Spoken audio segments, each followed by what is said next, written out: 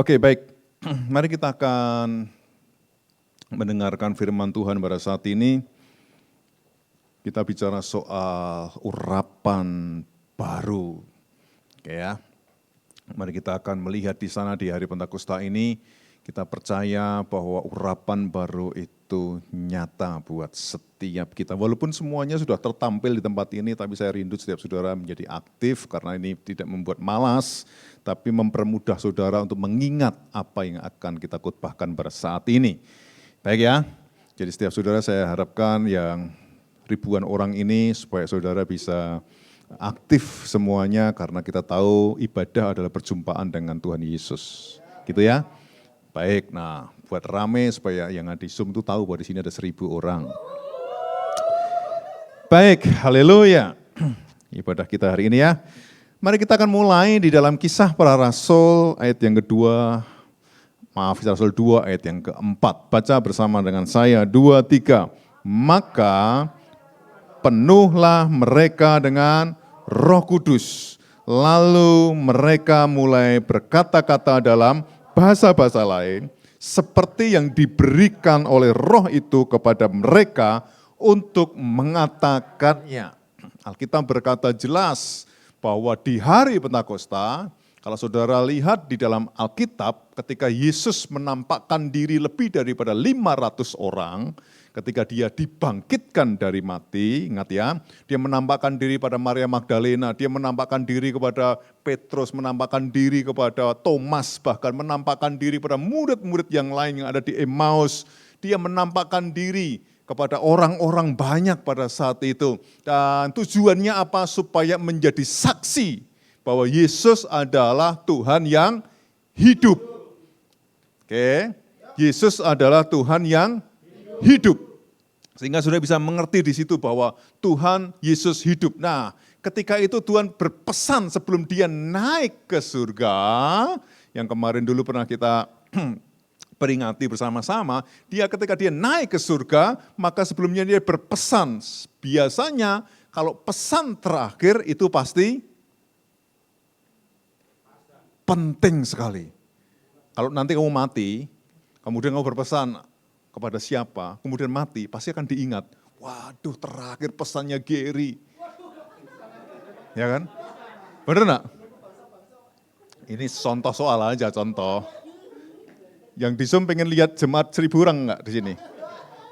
Kalau pengen kameranya akan saya buah ke sana. Oke, enggak apa ya.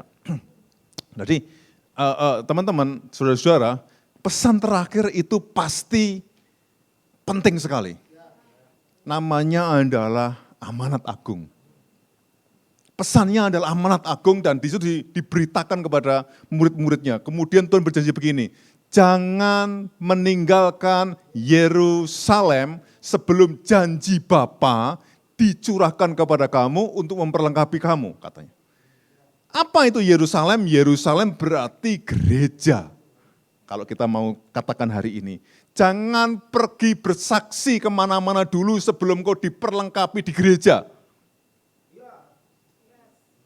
Gitu ya, puji Tuhan kalau nangkep. Ya puji Tuhan kalau nangkap ya. Maka kalau sudah lihat di situ, jangan pergi kemana-mana bersaksi. Itu dalam Lukas, nanti kan kita bicarakan lebih dalam lagi ya di Lukas itu. Tapi ini prolognya aja. Kemudian pada saat itu murid-muridnya berdoa, ketika Yesus naik ke surga, dia berpesan, aku tidak akan meninggalkan kamu sebagai yatim piatu. Aku akan memberikan penolong yang lain. Namanya adalah penghibur, yaitu Roh Allah yang hidup. Oke. Maka pada saat itu dicurahkannya, pada saat itu kemudian dia menanti-nantikan selama 10 hari murid-muridnya yang 11 orang, karena pada waktu Yudas sudah mengkhianati Yesus, maka dia berdoa di mana? Di loteng Yerusalem. Maka ketika dia berdoa, 10 hari berdoa, maka gereja-gereja Tuhan hari-hari ini, kemarin-kemarin ini berdoa. Hanya di sini aja yang mungkin tertidur gitu ya. Gitu ya, tertidur 10 hari di sini gitu. Nah, di Indonesia ada gereja-gereja, mereka berdoa setiap hari, 10 hari itu berdoa menanti-nantikan, bukan berarti Roh Kudus belum datang, tidak, tapi memperingati bahwa Yesus Kristus telah memberikan Roh Kudus-Nya atas kita dan dicurahkan dengan dahsyat dan hebat. Dan itu luar biasa. Akhirnya ayat ini muncul ketika dia hari yang ke-10. Itu terjadilah hal yang luar biasa yang belum pernah terjadi sebelumnya. Ada yang namanya lidah-lidah api. Wow. Lidah-lidah api, mungkin ada di Zoom sudah lihat juga. Lidah-lidah api, mungkin sudah di sini, sudah nggak usah lihat di sana, lihat saya aja. Jadi ya, supaya sudah mengerti ada lidah api di sini. Oke, yang lihat saya aja gitu. Sudah nggak usah penasaran. Nah, jadi yang terjadi adalah lidah-lidah api itu terjadi. Ketika lidah-lidah api itu turun seperti gambar itu, yang terjadi adalah bahasa roh. Wow. Berarti apa yang terjadi Pak? Bagaimana caranya supaya saya berbahasa roh Pak? Dipenuhi Roh Kudus. Dipenuhi Roh Kudus. Maka kalau saudara bosan dengan kalimat, lapa-lapa apa sih? Kemudian saudara diem saja, bosan apa? Saya belum pernah dengar kayak begitu. Dipenuhi Roh Kudus. Hari ini, di mana saja engkau berada, ketika engkau buka hati, Roh Kudus turun, maka engkau bisa berbahasa baru. Ini buktinya. Maka penuhlah mereka dengan Roh Kudus. Lalu mereka mulai berkata-kata dalam bahasa-bahasa lain. Memang pada saat itu ada yang bahasa Yunani, ada yang bahasa Mesopotamia, dan lain sebagainya. Dan saudara bisa lihat di situ. Dan dikatakan apa pada saat itu? Mabuk. Bener enggak? Gereja-gereja di zaman sekarang yang penuh dengan Roh Kudus dikatain mabuk. Padahal ayatnya ada. Dan kita merasakan bersama-sama. Kita ngalami itu.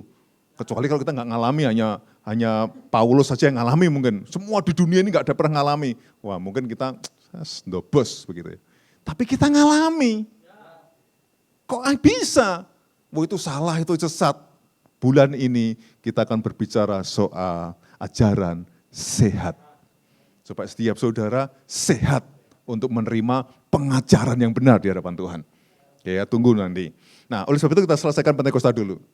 Nah, Roh Kudus turun atas murid-muridnya, apa yang terjadi? Mereka powerful. Tidak ada yang dipenuhi Roh Kudus lemes-lemes, letoy. Kemudian enggak bergairah, enggak ada. Ketika dipenuhi Roh Kudus, biak, api. Api itu ngapain? Membakar.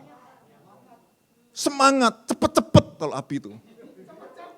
Langsung lari-lari, jam berapa ini? Lari, api membakar. Gitu ya. Bukan terus tidak, namanya api kok. Api kemuliaannya tercurah dari surga. Api itu tercurah di tempat saudara, di tempat kita, di rumah masing-masing ada di Zoom. Api itu tercurah. Dan ketika tercurah, yang terjadi adalah dibukalah hati kita dan bergairah sungguh-sungguh. Maka bagi kita adalah orang yang enggak dipenuhi Roh Kudus, yang enggak pernah mengalami Roh Kudus, kasihan. Kenapa? Hidupnya pasti lemes. Ada masalah sedikit, lemas. Ada sesuatu yang mengintimidasi kita, lemas. Padahal kalau Roh Kudus ada dalam diri kita, Roh Kudus yang besar itu mengalahkan segala ketakutan. Roh yang kuberikan kepadamu lebih besar daripada roh yang ada di dunia ini. Aku tidak memberikan kepadamu. Nah, Alkitab jelas berkata, kita ini powerful. Nyanyi juga powerful. Duduk pun powerful. Ya, bukan dibuat-buat. Tapi powerful kita ini. Jadi kita sungguh-sungguh benar-benar wow, bergairah sungguh-sungguh karena dipenuhi Roh Kudus. Dan ingat peristiwa saat itu, Petrus langsung berdiri di podium karena dikatain apa? Mabuk tadi. Mabuk, masakan mabuk pada siang hari, zaman itu mabuk malam hari. Jadi hari ini, kalau hari ini setiap saat ya, di mana-mana mabuk gitu. Tapi pada saat itu, masa mabuk di siang hari sih katanya. Dia berkhotbah. Ketika dia berkhotbah, orang dilawat Tuhan. KKR ini. Yang terjadi 3.000 orang menerima Yesus Kristus sebagai Tuhan secara pribadi. bertobat, diurapi, dipenuhi dengan kuasa Roh Kudus. Powerful. Khotbah 5 menit, 3.000 orang bertobat. Bayangkan. Kalau kita zaman ini kan beda. Khotbah 2 jam, 1 pun ngantuk semua. Artinya adalah kalau kita dipenuhi dengan kuasa Roh Kudus, kita pasti akan menerima kuasa itu. Dan ketika kita menerima kuasa itu, yang terjadi adalah kita akan bergairah sungguh-sungguh dengan Tuhan. Ada kekuatan yang baru. Maka kenapa judul kita tadi urapan baru. Jadi ada sesuatu kekuatan yang baru. Kenapa kok kita harus diperbarui? Baterai itu kalau nggak diperbarui, nggak dicas terus, yang terjadi adalah ya tidak akan ada bisa menggerakkan apa yang menjadi kekuatan di dalam benda itu. Misalnya mobil, baterai, ada skuter, semuanya. Kalau enggak dicas, enggak bisa. Oke. Tetapi walaupun saudara itu punya mobil listrik, bagus harganya 2,1 miliar, kayak tempatnya artis-artis itu, tetapi kalau enggak ada listriknya, untuk apa? Benar enggak? Kalau enggak ada listriknya ngapain? Pasti hanya untuk konten zaman sekarang. Benar enggak? Semua kan dipakai untuk konten. Padahal yang serket cuma 2 gitu. Nah, tetapi tetap konten aja pede banget gitu. Tapi enggak apa-apa. Tetapi itu hanya untuk itu saja. Untuk apa kita punya 2 miliar untuk beli mobil listrik yang bagus, kemudian tidak ada sumbernya. Sama loh dengan kita. Untuk apa kita jadi orang Kristen yang gagah, tapi kalau enggak dicas oleh Roh Kudus, enggak ada sumber kekuatan itu. Untuk apa sekarang? Untuk apa kita hidup? Benar enggak? Untuk apa kita ada di tempat ini? Kenapa kita lama-lama di Korea, Tri? Kalau tidak Roh Kudus yang beri kekuatan. Benar enggak? Kan kalau menurut ukuran dunia kan dia kan lama, ya kan? Dan ini masih lama lagi, ya kan? Menurut ukuran dunia kan. Tapi kekuatan Roh Kudus loh, yang lainnya udah kemurungsung mau pulang, udah konsep-konsepnya di sini luar biasa, enggak apa-apa pulang, tetapi sumbernya harus Roh Kudus, bukan uang. Ingat loh ya, gitu ya. Pengertian ini sudah kamu tahu, tapi kenyataannya kamu sangkal. Nah, gitu. Ya kan? Pengertian ini sudah tahu, Roh Kudus sumber kita, yes, haleluya. Tapi kita sangkal sehari-hari. Ini sama dengan orang yang belum pernah penuh Roh Kudus. Kalau sudah penuh Roh Kudus, orang membayangkan Tuhan terus. Wah, haleluya. Positif, paradigma yang baru itu selalu nampak. Wah, positif terus, ada kesempatan positif. Kegagalan pun sebagai hal yang positif. Karena paradigmanya baru. Ini loh bukti penuh Roh Kudus. Kenapa saya berkata begini? Lah Petrus itu di penjara, digebukin, namanya Petrus di dalam Alkitab. Ketika dia penuh Roh Kudus, dia khotbah, kemudian dia dimasukkan ke dalam penjara, dia menganggap penjara itu surga karena ada Yesus di situ. Apa yang terjadi? Tidur di penjara. Nyantai dia. Orang yang bisa tidur itu orang nyantai seluruh dunia. Tidur nyantai. Makanya ini saya kepengen orang yang selalu tidur gitu. Ya, karena di mana-mana apalagi tidur gitu. Nah, ini terjadi ketika Petrus pada waktu itu tertidur, dia akhirnya dibukakan oleh malaikat karena ada orang yang berdoa. Yaitu pintu penjara semua terbuka. Tetapi Petrus ketika di penjara apakah sedih? Enggak loh. Enggak sedih loh. Dia bisa tidur kok. Kalau saudara ada masalah sedikit stres enggak bisa tidur. Makan yang banyak malah. Ya kan? Untuk membuang segala ketresan saudara. Nonton yang lainnya. Dia nyantai dengan hadirat Tuhan. Ini loh bedanya.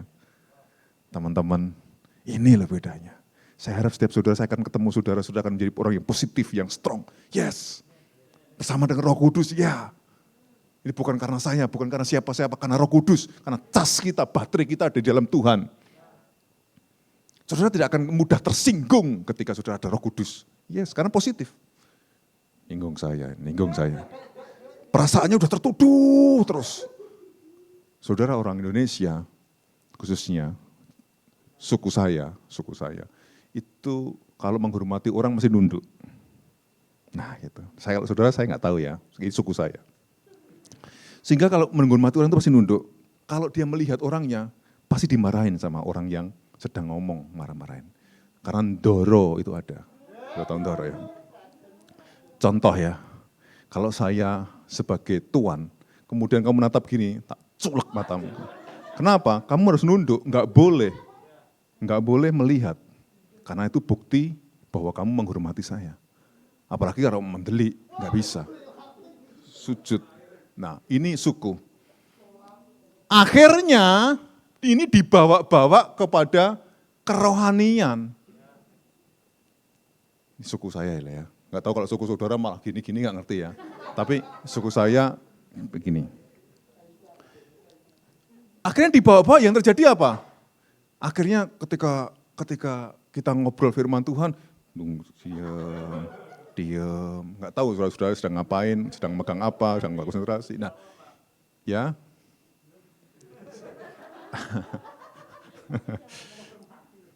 Iya. Makanya itu dibawa-bawa. Yang terjadi adalah, saya dengar kok Pak, yang penting kan mata saya ke bawah. Komunikasi enggak ada. Padahal transfer spirit itu dimulai dari mata. Serius saudara. Saudara tahu yang namanya orang kesurupan setan? Akhirnya dari mata itu, akhirnya dia kesurupan juga. Karena mata. Saudara tahu ketika orang laki-laki berpandangan mata, akhirnya berantem? Gara-gara mata. Bukan gara-gara sikut, gini terus. Enggak. Kamu sikut begini enggak akan berantem. Tapi kalau mata dengan mata, bisa berantem. Kenapa saya katakan? Ini bisa transfer. Ternyata Roh Kudus juga sama. Bukan berarti nanti saudara mendelik saya terus begini, bukan. Tapi minimal saudara akan mengerti ada sesuatu hal yang transfer spirit. Saya rindu hari ini, saudara dipuaskan Roh Kudus. Saya rindu, kenapa ada orang jatuh cinta? Karena mata ketemu, mata akhirnya turun ke jamban. Gitu. Turun ke hati dong. Karena mata tuh. Benar nggak? Ini kesaksian. Kita melihat itu. Maka mata itu penting nggak? Penting. Mata itu penting. Sangat penting. Oke, kita beda tema. Jadi saya mau supaya ketika penuh Roh Kudus, Petrus dobrak segala sesuatu yang dibatasi oleh penjara, jeruji besi, dia tidak terhambat untuk memberitakan Injil. Itu karena dipenuhi Roh Kudus. Apa fungsinya urapan baru yang dipenuhi Roh Kudus itu? Yang pertama, fungsi urapan adalah memperlengkapi apa? Pemberitaan Injil. Saya katakan Petrus tadi, Paulus, murid-murid Yesus. 11 murid Yesus, dan saat itu ada Matias. Semuanya ketika diurapi Roh Kudus, dia pergi menyebar ke bangsa-bangsa, memberitakan Injil. Hasilnya mati syahid semuanya. Kecuali Yohanes Pembaptis pun digoreng, hidup-hidup, tapi dia masih hidup dan dapat kitab wahyu. Yohanes. Aku tadi bilang apa? Ya, pembaptisnya dihilangin. Gitu. Yohanes. Jadi yang terjadi adalah dia dipenuhi oleh Roh Kudus. Saya mau berkata buat saudara, Thomas itu tadinya nggak percaya sama Tuhan Yesus ketika dia bangkit. Tetapi kamu tahu matinya Thomas di India, dikuliti hidup-hidup dan dia tetap percaya pada Yesus. Dikuliti, kamu tahu nggak? Dikuliti. Mungkin kamu senang kalau dikuliti karena tambah putih. Tetapi ini dikuliti tapi sakit. Nangkap ya? Ini berbicara masalah, dia di India akhirnya apa? India dilawat sama Tuhan. Thomas, tidak ada dalam Alkitab, tapi sejarah ada.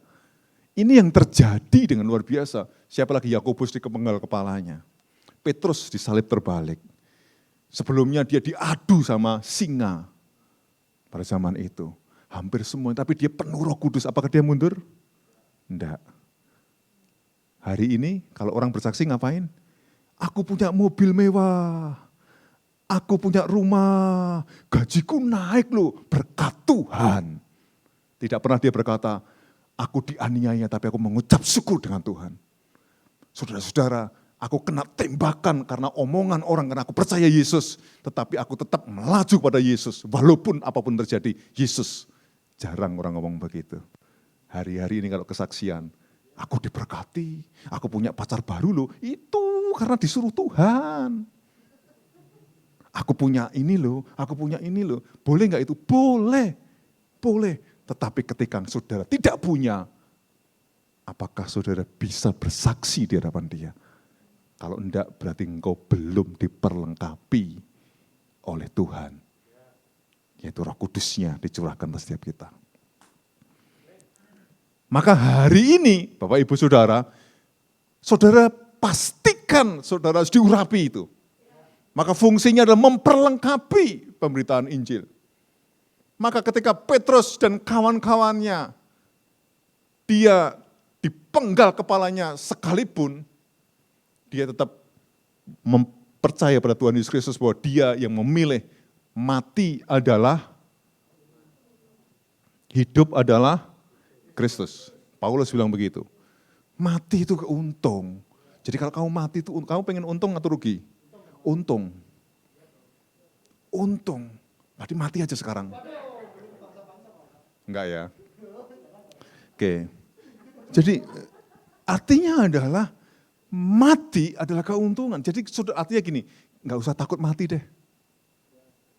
Enggak usah takut mati. Toh ujung-ujungnya kamu enggak punya duit itu kan hanya mati toh. Enggak usah takut, untung kamu itu. Tapi kenapa kita takut?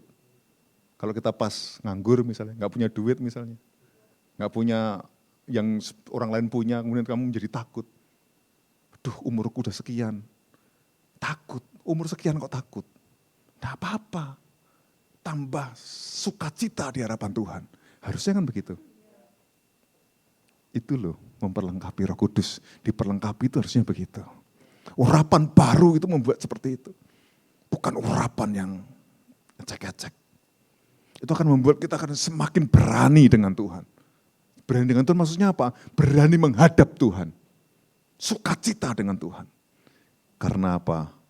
Lukas 24 ayat 49, baca bersama dengan saya, 2, 3. Dan aku akan mengirim kepadamu apa yang dijanjikan Bapakku, tetapi kamu harus tinggal di dalam kota ini sampai kamu diperlengkapi dengan kekuasaan dari tempat yang maha tinggi, sampai kamu diperlengkapi dengan kekuasaan dari tempat yang maha tinggi.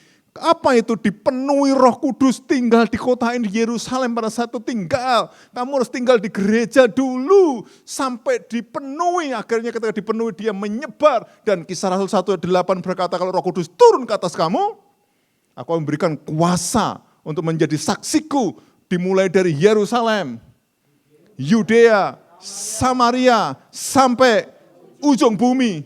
Baru boleh keluar sampai ujung bumi. Jadi murid-murid pada waktu itu, dia berdoa terus di kota itu, 10 hari. Termasuk Ibu Yesus, dia berdoa di situ.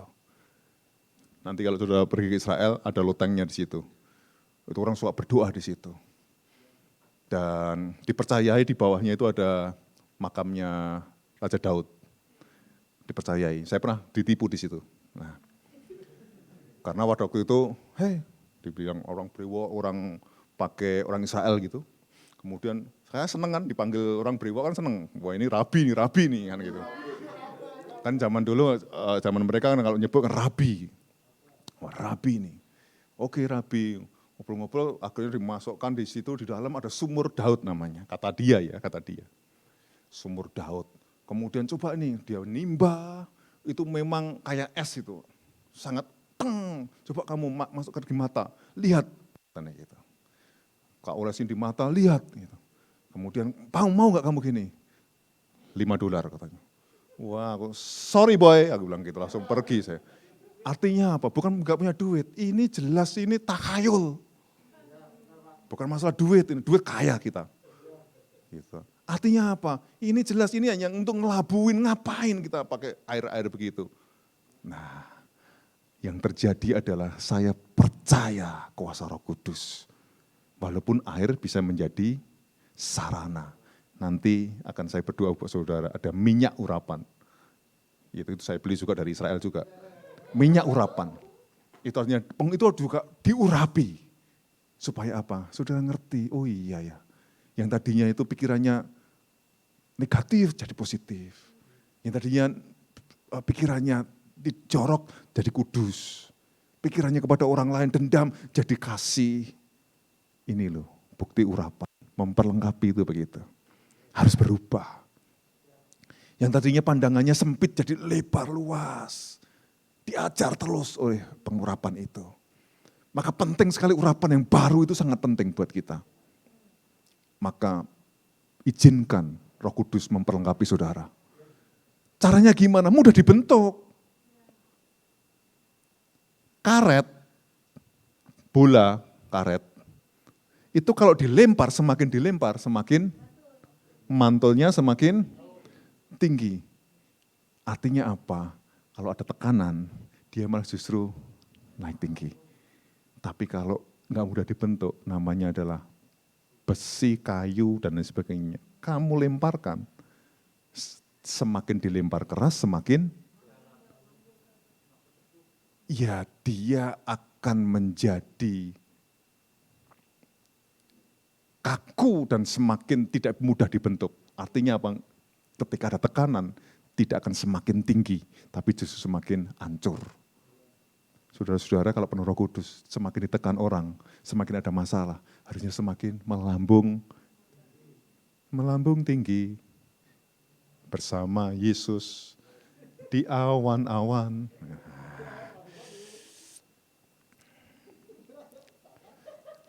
Yang ngerti hanya orang-orang khusus ini.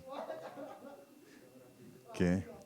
Jadi saya mau berkata buat saudara, izinkan Roh Kudus memperlengkapi saudara. Izinkan Roh Kudus memperlengkapi saudara. Buka hati kamu. Baik ada di rumah, buka, jangan tidak. Biasakan membangun sebuah kebiasaan yang bagus. Buka hati saudara. Roh Kudus, ada judulnya Benny Hinn, bukunya Selamat Pagi Roh Kudus. Tiap kali dia bangun tidur, selamat pagi Roh Kudus. Wow.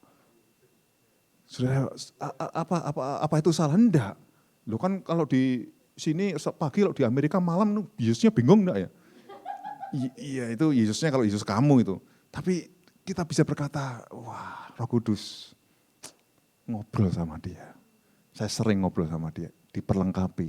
Saudara pasti, namanya diperlengkapi itu enak, hidup kita menjadi hidup yang menjadi enak di hadapan dia. Yang kedua fungsinya adalah memberi pengajaran. 1 Yohanes 2 ayat 27 baca bersama saya, 2, 3. Sebab di dalam diri kamu tetap ada pengurapan yang telah kamu terima daripadanya, karena itu tidak perlu kamu diajar oleh orang lain, tetapi sebagaimana pengurapannya mengajar kamu tentang segala sesuatu, dan pengajarannya itu apa? Benar, tidak dusta. Dan sebagaimana ia dahulu telah mengajar kamu, demikianlah hendaknya kamu tetap tinggal di dalam dia. Loh Pak, berarti nggak dimuridkan nggak apa-apa, namanya aja Roh Kudus kok Pak. Ini nggak gitu. Nanti bertentangan dengan Matius 28 yang berkata Yesus tentang dimuridkan. Enggak gitu, ini namanya adalah hikmat Tuhan yang ditaruh dalam diri kita. Kalau sudah diurapi ada hikmat, oh ini enggak bagus, dihindari. Itu pengajarannya gitu. Dia ngajar dalam diri saudara. Hikmatnya tuh saudara dikotbahi sama Roh Kudus di dalam pikiran saudara. Dikotbahi ketika saudara memilih segala sesuatunya, jangan yang itu, yang ini aja. Itu Roh Kudus mengajar hidup saudara. Oh ini, oh itu Roh Kudus benar-benar ada dalam hidup saudara. Itu Roh Kudus dalam diri kita. Kalau ada dalam diri kita, dia akan ngajarin kamu. Serius. Dulu saya nggak bisa nyanyi, diajari nyanyi bisa nyanyi. Yang main drum itu siapa? Nggak ngerti apa-apa. Tapi diajari, diurapi. Artinya mikir sendiri tahu gitu. Kemarin saya naik skuternya Tri, ya, yang sekus gitu katanya. Jadi semakin disek itu banter gitu. Kan ini kan penuh hikmat, diajari sama Tuhan. Artinya apa hikmat? Oh gini ya, oh gini. Belum pernah padahal. Artinya ngerti, nyetir mobil juga gitu. Oh di sana ada begini. Oh, diajari sama Roh Kudus. Itu namanya pengurapan ngajari. Maksudnya begitu loh. Bukan berarti enggak dimuridkan, kemudian bebas saya pinter sendiri. Itu sesat. Maka saudara, kalau diurapi, saudara kan diajari Roh Kudus. Daud ketika memilih batu untuk menyikat namanya Goliat, dia diajari sama Roh Kudus. Maka yang ditakuti sama Daud adalah di Mazmur 51 adalah jangan ambil rohmu daripadaku Tuhan. Itu doanya Daud. Dia ketika dia berdosa, dia berzina dengan Betseba dan ditegur oleh Nabi Nathan. Dan saat itu dia berkata bahwa, yes aku bertobat. Kemudian dia ngomong begini sama Tuhan, yang aku takutkan adalah jangan ambil rohmu daripadaku. Nek saudara yang kamu takuti apa? Hah? Enggak apa-apa lah, yang ada yang penting nanti bertobat Roh Kudus masuk lagi. Kita kan kompromi, pikiran kita itu terlalu pinter. Padahal Daud itu luar biasa, jangan ambil rohmu. Dia ketakutan, dia punya segala sesuatunya. Dia punya segala-galanya, kalau diambil, dia enggak takut. Bahkan anak-anaknya pada waktu memberontak pada dia lari. Tetapi yang paling ditakuti adalah, jangan ambil rohmu. Nah ini kita, mendukakan Roh Kudus setiap hari, enggak takut malah geleleng. Ya kan? Kita enggak disiplin malah nantang pemimpinnya. Apaan? Siapa yang gaji lo? Nah, enak kan? Aneh kan? Zaman sekarang semakin salah semakin garang. Situ yang ngutang, situ yang mendelik. Coba kita pikir. Nangkap nggak mau saya? Aneh kan? Jadi zaman sekarang jadi aneh. Maka saya mau berkata bahwa Roh Kudus akan memberikan pengajaran buat kita. Diajar sama Tuhan. Ayo saudara, saya akan persingkat, saya akan percepat dengan ini. Supaya saudara bisa mengerti. Biarlah pikiran saudara dibukakan dan saudara akan diajar sama Roh Kudus melalui hikmat marifat. Oh begini ya, oh begitu. Sehingga setiap saudara aman dalam perlindungan Tuhan. Kan diajar sama dia. Entah tentang memilih segala sesuatunya masa depan saudara, untuk memilih kehidupan saudara ke depannya, pulang atau tidak, saya pergi kemana, Roh Kudus akan ngajarin kita. Pengurapan tuh ngajarin kita. Oh habis ini saya mau kemana ya Tuhan? Pelayanan maksudnya di sini. Habis gini kemana ya? Langsung. Jangan dipikir saya khotbahnya di sini terus, jangan ya. Saudara kan nggak ngerti kegiatan saya. Jadi saya sudah diundang beberapa di negara lain. Sehingga dia ngundangin saya. Besok ini ada undangan lagi, hari Rabu. Jadi ada sesuatu hal, tapi kalau di sana sore, pagi-pagi banget saya harus bangun. Karena khotbahnya pagi-pagi banget. Tapi enggak apa-apa, untuk berkhotbah, untuk memberitakan Injil. Diurapi Tuhan, ngajarin saya. Tuhan berkata, ambil enggak Tuhan, ambil enggak? Ambil aja, kita ambil pelayanan. Gitu loh. Jadi yang kutakuti adalah kalau Roh Kudus enggak mengurapi, gitu bro. Jangan takut kalau subscribe-nya hilang, jangan. Kalau enggak ada pengikut, jangan. Kalau saudara kehilangan rumah, mobil, apapun, saudara enggak usah takut. Tapi Roh Kudus undur daripadamu, takut, itu hancur. Maka Daud berkata, ayo jangan ambil rohmu. Kemanakah aku dapat pergi menjauhi rohmu? Itu Daud berkata begitu. Cara menjaga urapan yang baru itu gimana? Jangan bocor pertama kali. Jangan bocor. Ayatnya di mana? Ada di dalam Yeremia 2:13 berkata, sama-sama sebab 2 kali umatku berbuat jahat. Mereka meninggalkan aku sumber air yang hidup untuk menggali kolam bagi mereka sendiri. Yakni kolam yang bocor, yang tidak dapat menahan air. Air itu adalah lambang dari Roh Kudus. Mengalirlah, kuasa Roh Kudus mengalirlah di tempat ini. Kalau bocor berarti tidak bisa ada di dalam hati kita. Bukankah hidup saudara adalah bait Roh Kudus? Maka kalau saudara bocor, maka Roh Kudus itu mengalir kemana saja dan saudara enggak dapat apa-apa.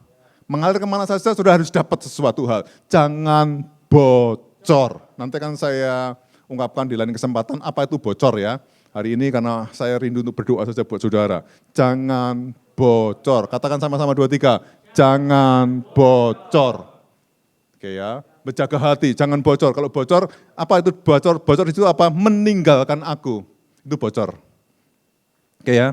Yang kedua apa? Yang kedua adalah punya hati yang baru. Jadi cara menjaga urapan yang baru adalah hati yang baru. Hatiku mau menyembahmu, jiwaku. Yuk kita baca Matius 9:17. Baca bersama saya, walaupun kecil harus dibaca di rumahnya masing-masing. Jadi jangan mengenakkan di sini sebenarnya ya. Di situ dikatakan apa? 2, 3. Begitu pula anggur yang baru tidak diisikan ke dalam kantong kulit yang tua. Karena jika demikian kantong itu akan koyak, sehingga anggur itu terbuang dari kantong itu pun hancur. Tetapi anggur yang baru disimpan orang dalam kantong yang baru pula. Dan dengan demikian terpelihara kedua-duanya. Ini kantong, kalau saya punya jas, di atasnya itu kain. Kalau jas saya baru, ini baru, kalau saya tambal jasnya Gary yang lama, blek, masuk di sini kira-kira bagus enggak? Enggak bagus. Anggur yang baru itu anggur sukacita, kalau dalam diri kita anggur baru, urapan baru, tetapi tubuh kita ini lama, artinya kita ini manusia lama, artinya kita senang dengan hal-hal yang lama, yang terjadi apa yang terjadi? Koyak, akhirnya tumpah. Maka cara menjaga anggur yang baru, cara menjaga urapan yang baru adalah hati yang baru. Hati yang baru berarti hati yang diperbarui dari sehari ke sehari. Setiap kali harus diperbarui. Sampai di sini nangkap? Maka 2 hal penting, jangan bocor. Yang kedua, hati yang baru. Jagalah hati. Nah, itu adalah perkataan, jagalah hati. Jagalah hati. Setiap saudara, hati-hati gunakan hatimu. Jadi kalau kita berkata, hati kita harus hati-hati. Maka perkataan bahasa Indonesia bagus banget. Hatinya dibagi 2, hati-hati. Bagus kan? Jadi hati kita harus benar-benar ke Dia. Bagaimana cara mendapatkan urapan yang baru? Satu saja, ini yang terakhir. 2, 3, Matius 5 ayat yang ke-6.